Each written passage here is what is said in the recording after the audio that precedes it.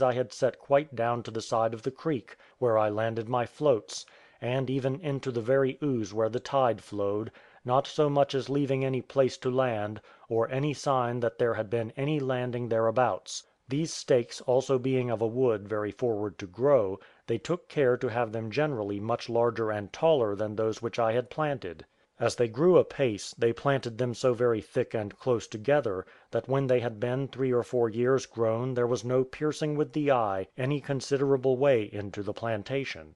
As for that part which I had planted, the trees were grown as thick as a man's thigh, and among them they had placed so many other short ones, and so thick, that it stood like a palisado 1/4 of a mile thick, and it was next to impossible to penetrate it, for a little dog could hardly get between the trees, they stood so close.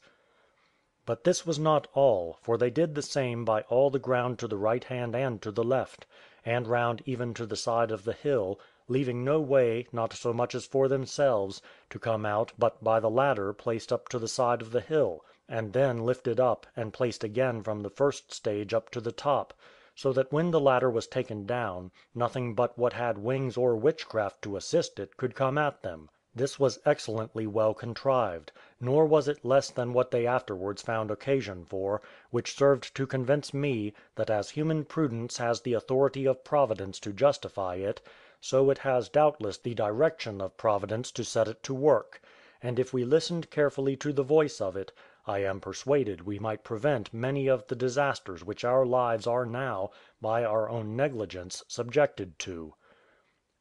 They lived 2 years after this in perfect retirement, and had no more visits from the savages. They had, indeed, an alarm given them one morning, which put them into a great consternation; for some of the Spaniards being out early one morning on the west side or end of the island, which was that end where I never went, for fear of being discovered, they were surprised with seeing about 20 canoes of Indians just coming on shore. They made the best of their way home in hurry enough, and giving the alarm to their comrades, they kept close all that day and the next, going out only at night to make their observation; but they had the good luck to be undiscovered, for wherever the savages went, they did not land that time on the island, but pursued some other design.